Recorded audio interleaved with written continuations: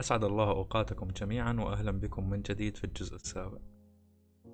في الجزء السابق قمنا بضبط إعدادات اللوبي الأساسية لوبي س ولوبي س، والآن سنبدأ بإعدادات الروم الأساسية جيم س مشهد اللعبة. وللعلم هناك الكثير من الأمور التي يجب ضبطها، ولكن لسهولة الكورس سنقوم بتبسيطه جدا ونقوم بالإعدادات الأساسية الهامة أولا، وبالنسبة للإعدادات التكميلية سنقوم بها لاحقا حسب احتياجات المشروع الخاص بنا. نبدأ بعد الشارة.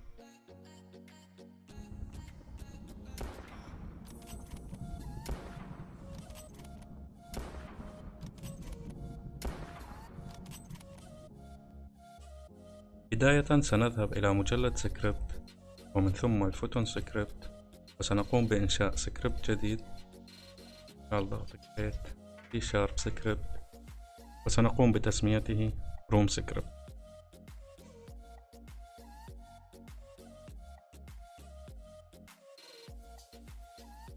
ومن ثم سنقوم بفتحه في فيجوال ستوديو. وفي بداية السكريبت سنقوم بإضافة فوتون بان وفوتون ريال تايم.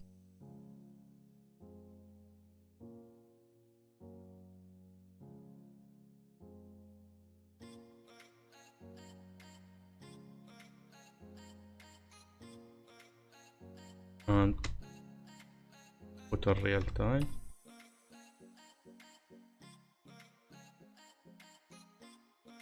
وأيضا سنقوم بإضافة system.io.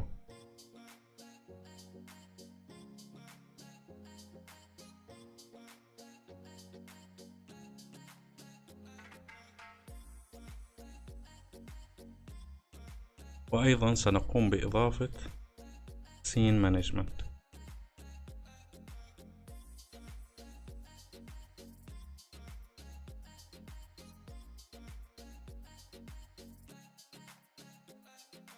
فوتون بن وفوتون ريال تايم أضفناهم من أجل مزامنة اللعبة على سيرفر فوتون system.io and unity engine.scene management.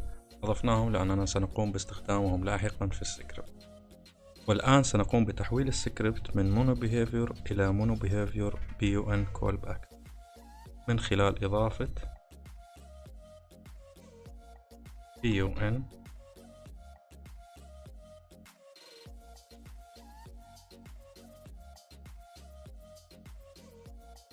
ثم سنقوم بإضافة الفاصلة وكتابة I n room callback. ثم سنجعل هذا السكريبت public static للوصول إليه لاحقا من أي سكريبت آخر من خلال كتابة التالي public static. سنقوم بكتابة اسم السكريبت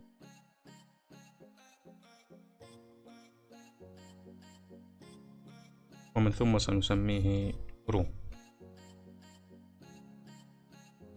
والآن سنضيف أحد أهم العناصر للسكريبت وهو فوتون فيو private فوتون فيو.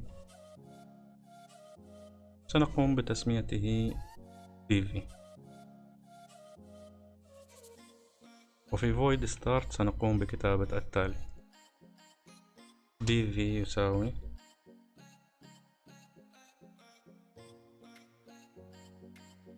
get component. سنقوم بفتح قوسين، سنقوم بكتابة فوتون فيو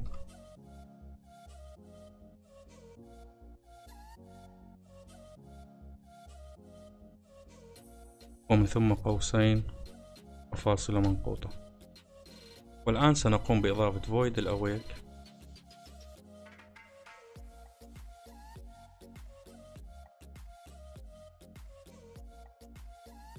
وسنقوم بكتابة التالي if room script dot room equal null. نقوم بفتح قوسين وكتابة room script دوت روم equal this. وخارج القوسين سنقوم بكتابة else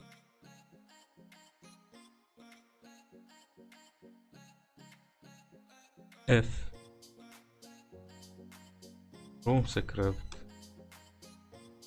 dot room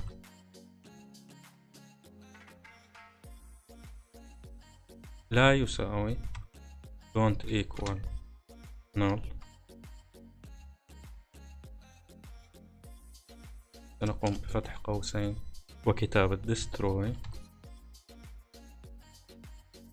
سنفتح قوسين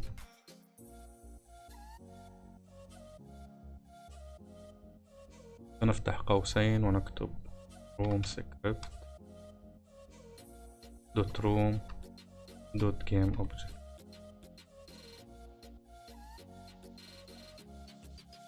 وبعدها room script dot room equal this.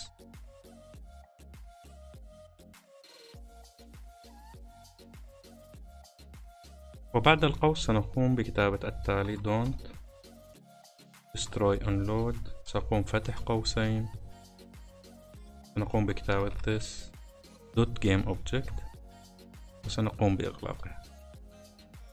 وبشرح سريع لما قمنا بكتابته الآن. في الوضع الطبيعي والفيرجن 1 لدى جميع اللاعبين room script equal this. هذا في الوضع الطبيعي. في حال حدوث أي اختلاف أو اختلاف في الفيرجن في الإصدار عند أي لاعب سيقوم بعمل destroy للإصدار القديم destroy room script dot room dot game object. وبعد أن قام بعمل destroy للإصدارات القديمة أو المختلفة أصبح الروم سكريبت موحد لدى جميع اللاعبين. don't destroy unload من أجل تفادي أي خطأ قد يظهر في الكونسول مستقبلا، أي أنه لا تقوم بعمل destroy لأي game object أثناء عملية التحميل. إلى هنا وننهي هذا الجزء وسنكمل ما بدأناه في الأجزاء القادمة. شكرا لكم على المشاهدة وبالتوفيق للجميع. نلتقي مجددا في الجزء القادم.